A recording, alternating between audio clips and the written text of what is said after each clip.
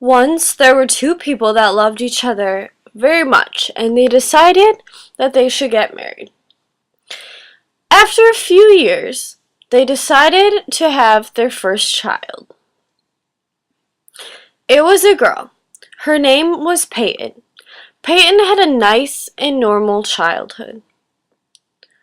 Her parents taught her how to eat, walk, and talk, along with various other things to prepare her for preschool.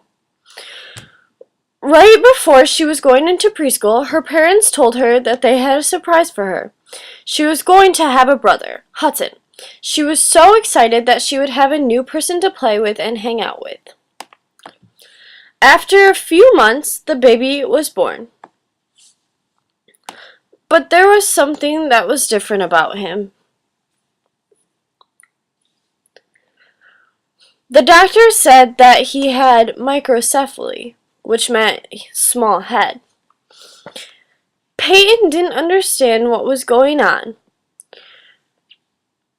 Her new brother had electrodes and wires stuck all over his tiny body that attached to machines which monitored his breathing and his pulse. Peyton didn't understand why Hudson was different. She didn't understand his special needs. Her parents started to ignore her and focused most of their attention on Hudson. Peyton could see how angry her parents were at the doctors and at themselves. They were incredibly stressed and full of emotion. Peyton was confused why now that her brother was born, they were angry and worried, whereas before he was born, they were excited.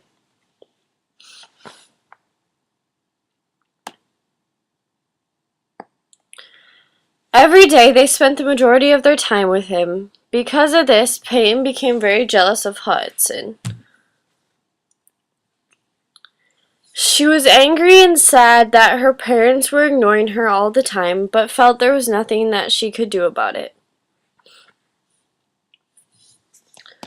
As Peyton got older, she grew to love her brother, but there was always something inside of her that wished he was dead.